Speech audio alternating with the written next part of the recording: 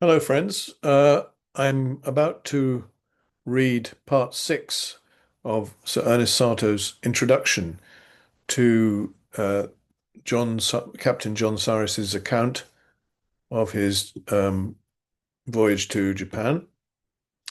Um, but as you can see, I've got an interesting background. If I move my head a little bit one way or the other, you can see it says the English, well, it's the first voyage actually of the English to Japan by John Saris, transcribed and collated by Takanobu Otsuka, an assistant professor of English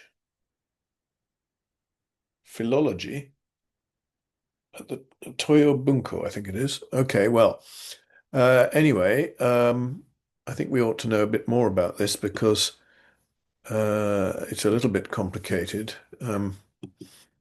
There are various versions, it seems, of uh, Saris's account. So what I've just shown you is part of this cover here. Um, all right, the Toyo Bunko Publications Series D, Volume 3. The First Voyage of the English to Japan by John Saris, transcribed and collated by Takanobu Otsuka. What does that say? Assistant Professor of English Philology in the Tokyo Bunrika Daigaku. Okay, Bunrika University. And it's published by Toyo Bunko in 1941, interestingly enough. Um, all right, so let's return to this explanation. Um, so this is by a bookseller, I think, in New Mexico. So Saris John, original journal, Otsuka Takanobu, transcription and collation, the first voyage of the English to Japan by John Saris, transcribed and collated by Takanobu Otsuka, the supplementary volume to the Toyo Bunko Sokan number 10, the Toyo Bunko Publications Series D, Volume 3, Tokyo. The Toyo Bunko Oriental Library, 1941, etc., etc. So this book is a transcript of the Saris log owned by the Toyo Bunko called the Brown MS, the Brown manuscript. Two other variants of the log were previously published, P, Purchas version, and H, Sir Ernest Mason Satow's version. These two are collated with the Toyo Bunko's version. The collation is made in footnotes at the end of each page. This book is an important supplement to the original facsimile of the Brown manuscript published by the Toyo Bunko a year earlier. And there is a companion book, 1940, and three versions of the Saris log.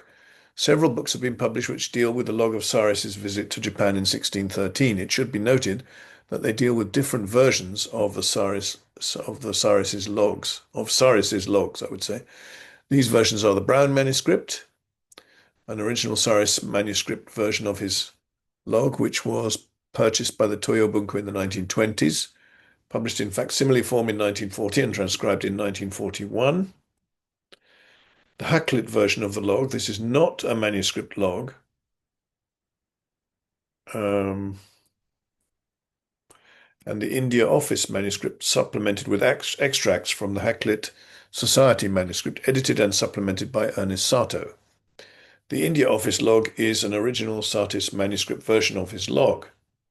So what I have been reading from is this one, The Voyage of Captain John Saris to Japan, 1613, edited from contemporary records by Sir Ernest Mason Satow, KCMG. All right, and it's got a folding map of the Eastern Seas. Interesting. That would be quite nice to see. I don't think it's available in the PDF, scanned PDF, which I have. The Saris voyage of 1613 is generally described as the first English voyage to Japan. Will Adams, or we prefer to say William Adams these days, an Englishman, arrived in Japan in 1600, but as a crew member of a Dutch ship, the Liefde, and subsequently represented the interests of the Dutch East India Company. So he was already there when Saris turned up in the Clove. And then this book, the contents, title page, preface, and so on. Right. So that's George Baxley of Alamogordo, New Mexico. Okay. So I think I'll stop this particular share and go back to sharing the actual manuscript, Satow's manuscript, Ernest Satow, the manuscript he used. So last time we got as far as the end of part 5 of his introduction to the manuscript. So I'll just take it on from there and see how we go. 6, the voyage from Bantam to Japan. So Bantam is on the island of Java, Indonesia.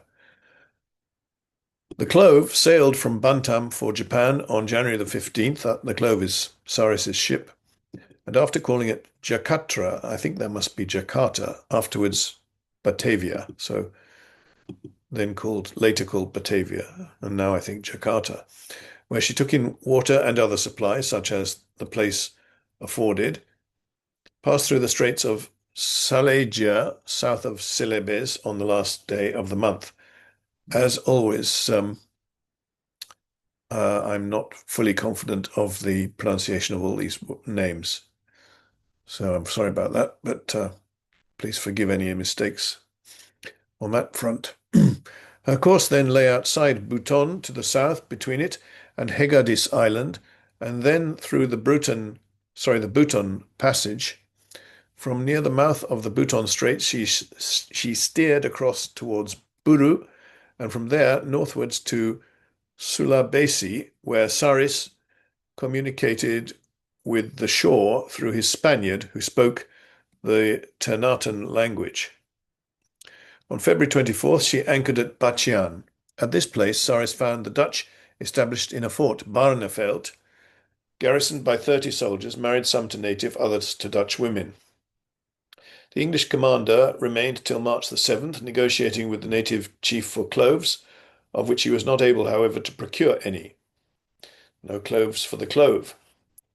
He was promised a supply at Makian at a higher rate, however, than was paid by the Dutch, and he took on board 2 native pilots for that island. Weighing from Batchian on March the 7th, Saris passed out between the main island and Obu, and seems then to have worked his way through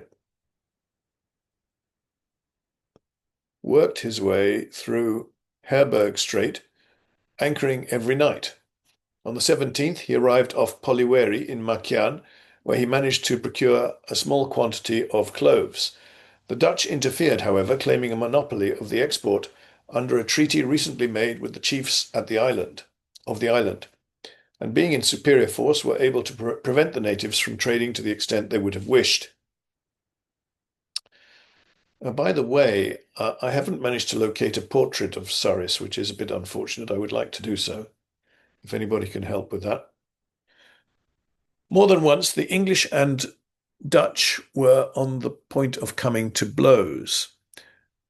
On April 5th, Saris weighed anchor, that is, and proceeded to Tidore, which, as we have seen, was still partly held by the Spaniards, the Dutch having established themselves at Marico, a fort recently captured by them. The Spaniards treated Saris with greater civility than he had received at the hands of the Dutch, but no business in cloves was permitted, and on the 13th the English vessel continued her voyage. After communicating at Ternate without gaining anything but compliments, Saris finally resolved to make for Japan. He had managed to secure in all 3,690 pounds of cloves. Spices. After lying at an island which he calls Doi, from April 22nd till May the 12th to take in wood and water, he sailed once more bound for Japan. Since leaving Bantam, 10 out of a crew of 81 persons had died, 2 having been drowned in landing at Doi and 1 killed by the fall of a tree. On June the 2nd, Saris cited land, which he took to be the Reis Magos of Linschoten's map, the Miyako-jima group of modern geography. What he really saw was probably the great lxxii, that's Ryukyu or Okinawa, the main island of Okinawa. From this point, he seems to have steered northwards along the west of the chain of islands extending up to the south of Japan. Then, altering his course a little, he ran past the Koshiki group and the great island of Amakusa, that's in Kyushu, and looked into the straits of Arima. Off Nagasaki, he fell in with some Japanese fishermen, two of whom he engaged for $30 and their food to pilot the Clove into Hirado, where they finally arrived on June the 12th. So at last they've arrived in Japan, well, Hirado Island on the west of Kyushu, off Kyushu, yeah. So number 7, Hirado, its previous history as a commercial port. It was no mere accident that led the first Europeans who visited Japan to fix upon Hirado as their headquarters. From a very early period, which perhaps may be placed at the end of the 6th century, when intercourse between Japan and China began to assume something of a regular complexion, the ordinary route of envoys and traders from the Japanese capital was by way of Hakata in Chikuzen, Hirado, and the Goto group to Ningpo and Wenchou. And after diplomatic relations between the two countries ceased at the end of the 9th century, commerce still followed that line, Hakata continuing to be the main entrepot for Chinese goods. In the 13th century, when the Mongols twice endeavored to invade Japan, Hirado was the first point of attack. After the victorious expulsion of the invaders, the Japanese in their turn sallied forth and harried the coasts of Korea and China, and as was the fashion of the time, combined plunder with peaceful commerce. In the early part of the 16th century, Chinese smugglers and traders to Luzon, Annam, and the Malay Peninsula resorted to Hirado, where their leader, one Wang Chi, established a factory, that's a trading post, and joining to himself a band of enterprising Japanese, pursued his operations on a large scale. Besides the northern route to China, there was a second from Bo-no-tsu, a port at the extreme southwest corner of the province of Satsuma, by way of the lxxiii, the Okinawan Islands, or Ryukyu, to the provinces of Fujian and Kwangtung. This latter, however, was suited for the local supply of southern Kyushu alone.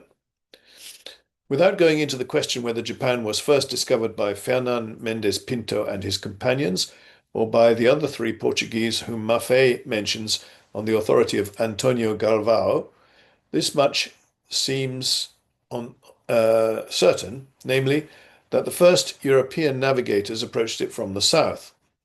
The Japanese belief is that Bo-no-tsu was the first port visited in 1541, and that 2 years later, Anjiro, the Japanese refugee afterwards known as Paulo de Santa Fe, shipped from here with Jorge Alvarez, a Portuguese navigator, to Malacca, where he eventually met St. Francis Xavier.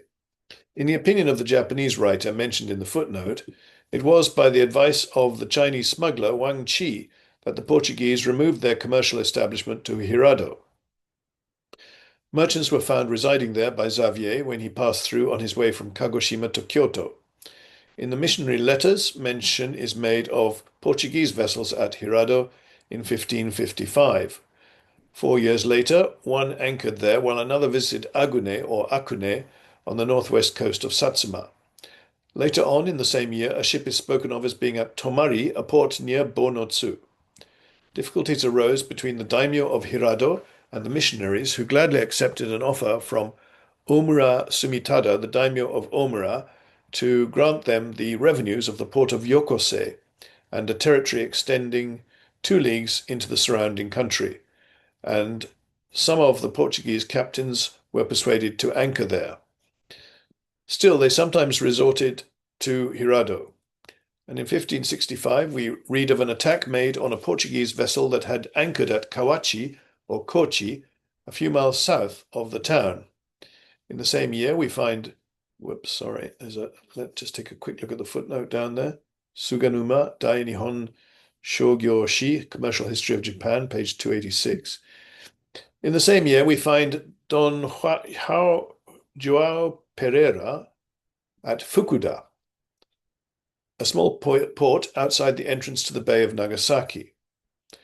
He had refused, at the request of the missionaries, to go to Hirado and avoided Yokose because civil war was raging in the neighborhood. Fukuda continued to be the port until about 1571, when the missionaries, having settled at Nagasaki under specially favorable conditions granted to them by the owner, a vassal of Omura Sumitada, shipping began to resort thither also. This was a much larger and more convenient anchorage than any of those hitherto visited. It may be noted that the original name of the spot was Oura, and that it was called Nagasaki after the surname of the owner. At the time the missionaries settled there, it was only a tiny hamlet inhabited by a few fishermen. Other places visited by Portuguese ships from time to time were Shiki in the western island of Amakusa and Kuchinotsu on the south of the Shimabara promontory. But Nagasaki remained the headquarters of commerce. In 1587, however, a vessel was forced to winter at Hirado owing to the disturbances in the neighborhood of Nagasaki, and the latter place was taken away from the missionaries that same year by Hideyoshi, who made it an imperial port and appointed a governor.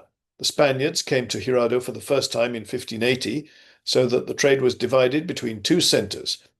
But some 20 years later, the trade having declined, they finally abandoned the place. The Chinese had traded at Nagasaki from the same period as the Portuguese, and it is evident from both Saris's journal and Cox's diary that they were still there during the whole of the continuance of the English factory at Hirado, having also establishments at the latter place. Now, the English factory was, I think, at Hirado from 1613 to 1623, only about 10 years. Suganuma is of opinion, see the footnote at the bottom, Hirado Boekishi, History of the Trade at Hirado, Suganuma is of opinion that they were restricted to Nagasaki from the same time as the Dutch, 1641. But up to 1688, they were allowed to lodge freely in the town wherever they chose. After that date, they were confined to an enclosure close to the Dutch settlement of Deshima. The following notes have been taken from Dr. Nachod's work, quoted below. The Dutch East, or Nachod perhaps. The Dutch East India Company, the VOC, had acquired early information about Japan from Linschoten, whose great work entitled Voyage of de Schipvaart van Jan Huygen van Linschoten naar Oost of de Portugalse Indiën was published at Amsterdam in 1596. Linschoten returned to Holland in 1592, but he had been preceded in 1590 by Dirk Gerritzoon, a Dutch navigator in the Portuguese service, who probably was the first to furnish details respecting the Portuguese commerce in Japan and the sailing routes thither. Be that as it may, the first attempt of the Dutch to get to Japan was made by a fleet of 5 ships under the command of Jacques Mahu, which sailed on June the 27th, 1598, with instructions to take their way through the Straits of Magellan and across the Pacific. William Adams, an Englishman, was sailing master on board the Hoop, but he must have changed over to the Liefde, since that seems to have been the only one of the 5 that reached her destination.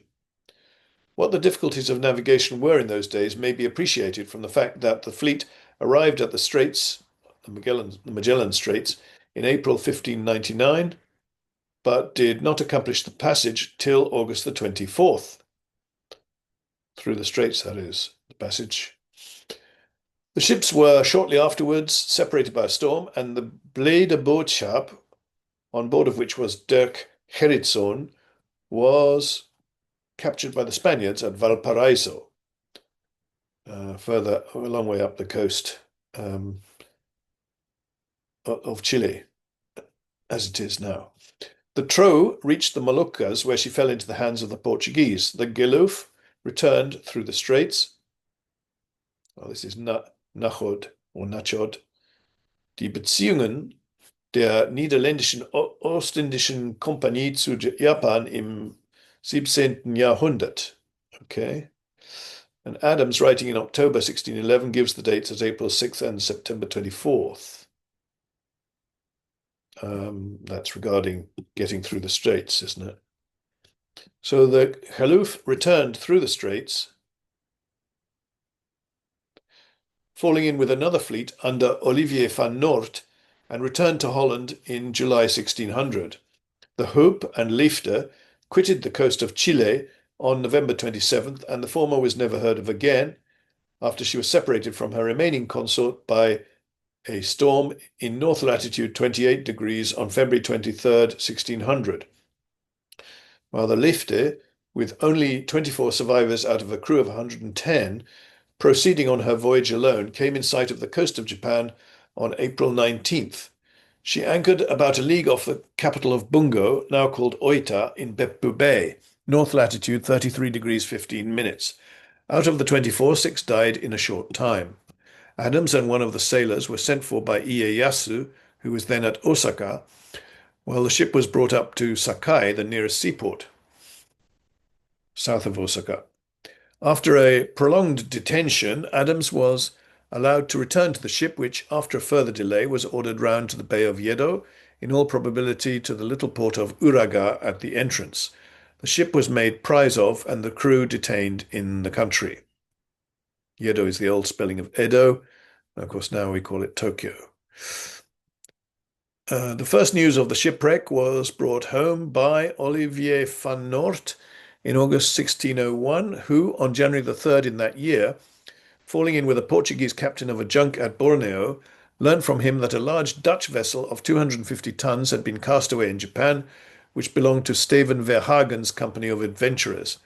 2 of the shipwrecked mariners, Jacob Janszoon Quekenek and Melchior van Zandvoort, having gained the favor of Matsura Hoin, daimyo of Hirado, in some way unknown to us, were furnished by him with a junk in which they arrived at Patani on December the 2nd, 1605, whence the former joined the squadron of Cornelis Matelif, engaged in blockading the, and here's a footnote,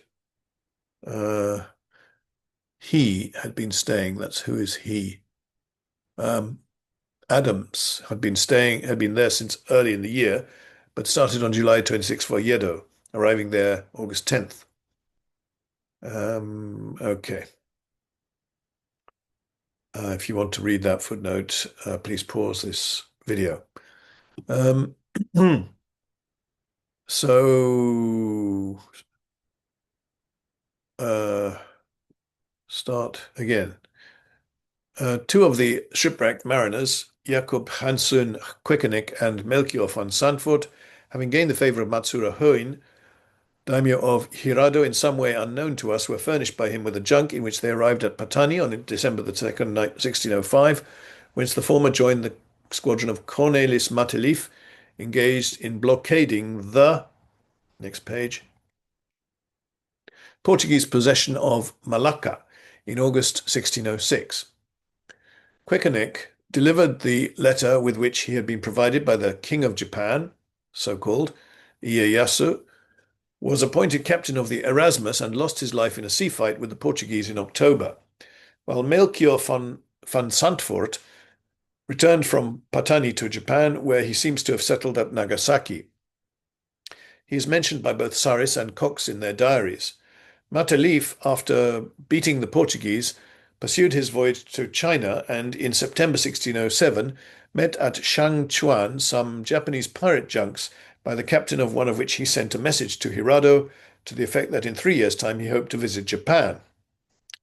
In February 1608, Victor Sprinkel, the commercial agent at Patani, wrote to Ieyasu in reply to a letter brought by Quekenek, explaining that the Dutch losses in the above-mentioned sea fight rendered it impossible for the present to send any ships to Japan. At the same time, he wrote to Adams, enclosing a copy of his letter to Ieyasu, begging him to lay it with some trifling presents before Ieyasu, and sent the whole by the hand of Van Zandvoort, who in the meantime had again arrived at Patani. Nothing further happened till two of the ships that had sailed from Holland in December 1607 under Peter Willemsson Verhoeven were detached at Johor for the voyage to Japan. These were the Rode Löwe met Pielen and the Griffin. Griffin, I suppose that is. I'm not quite sure about pronunciation there. Calling at Patani, whence they sailed again on June the 1st, 1609, with the south monsoon, they arrived before Nagasaki on July the 1st, and the same evening reached Hirado, or rather Kochi, in the map entitled Geological Survey of Japan 1894, spelt Kawachi, whence they were towed into the harbour of Hirado a few days later. The supercargoes left on July the 27th, bearing a letter to Ieyasu from the Prince of Orange, and accompanied by Van Zandvoort as interpreter. They made a speedy journey to court, where they had no difficulty in obtaining permission to trade and to build a residence and warehouses. Ieyasu furnished them with a reply to the Prince of Orange's letter, in which he promised these privileges, together with a license or pass in duplicate. So we've got a long footnote here. Suganuma, Hirado Boekishi, History of Hirado Trade. The following is a translation of what Ieyasu's letter contained. So we'd better read that, I think. The Lord of Japan, Minamoto Ieyasu, in reply to His Highness the Lord of Holland. On opening and reading the letter which has been sent from afar, it was as if I were close before your high countenance, and I am moreover exceedingly pleased with the four sorts of productions which you have presented to me. Of the commanders, under-officers, and numerous soldiers of the fighting ships that have been sent by your honoured country to foreign regions, some have arrived at the port of Matsura in my country. That there may be peace and a firm compact with my poor country is my earnest desire also. If the countries are alike animated, what objection is there to annual visits, although they are separated by 1,000, nay 10,000 leagues of sea and land? In my poor country we correct the wicked and make them good. Therefore the merchant visitors who cross the sea all dwell here in peace. You may send your honoured country's sailors to my country, and ground to build houses on, and the port to which the vessel shall come shall be as your honoured country chooses. Henceforth we will keep up the relations of neighbours. The rest I commit to the captain to report verbally. The time is when the remaining heat of the autumn sky is severe. Take care of your health in haste. 25th day of the 8th moon of the 14th year of Keicho, 46th year of the sexagenary cycle. So that was the letter from Ieyasu, and a license. Well, it is not easy to give a close rendering of the license, of which a facsimile is given at the end of the English translation of Kempfer's History of Japan, Volume 1. He assigns the date 1611, but the Japanese date in the document corresponds to 1609. Perhaps the following is as near to the original as it is possible to go. When a Dutch ship traverses the sea to Japan, whatever port it may arrive at, there shall be no difference. Henceforth, observing this, they may go and come, and there shall be no feeling of estrangement. Wherefore, as above, 25th day of 7th moon of 14th year of Keicho. To Chakusa Kurunheike. In spite of Dr. Nachod's objection that Jacques Groenewegen was killed by the people of Banda on May the 22nd, and that consequently the document could not be addressed to him, I think it is clear that his is the name here attempted to be written in hiragana characters. The sloop that brought the instructions to the two vessels to proceed to Japan met them at Johor on May the 4th, and that was the last news they... Sorry, this goes on to the next page, I think. Tricky stuff. Oh dear, where is it? They had from the rest of the fleet. The envoys were therefore ignorant of his death, and there is consequently no reason why they should not have given his name as that of the proper person to whom the license should be addressed. The inscription on the seal reads, Minamoto no Ieyasu practices sincerity in reciprocity. All right, so let's go back to the main text. I think we'll have to start again. Ieyasu furnished them with a reply to the Prince of Orange's letter, in which he promised these privileges, together with a license or pass in duplicate. And there's all these footnotes, all these too long footnotes. Under his broad seal, conveying the necessary permission to enter all Japanese ports without let or hindrance. Armed with these documents, they returned to Hirado, and leaving there Jacques Spex as Cape merchant, with 3 assistants and a boy and a small stock of merchandise, they set sail for Patani, which they reached on October 30th. The subsequent history of the Dutch factory at Hirado may be read in Dr. Nahod's above-mentioned work. All right, I think I'm going to stop here and therefore stop the share and continue in due course with part 8. I see no point in making each video too long. But at any rate, Saris has now reached Japan. Hooray. So we've had plenty of preamble, and now we can get into the perhaps more interesting part for some people anyway. Good. Well, of course, I can't ask if there are any questions because this is a one-way traffic thing. But if you do have any or comments, please put them in the comments section of the video on YouTube. And like and subscribe if you feel so inclined, please, by all means. Okay, thank you very much, and I will see you again soon. Goodbye now.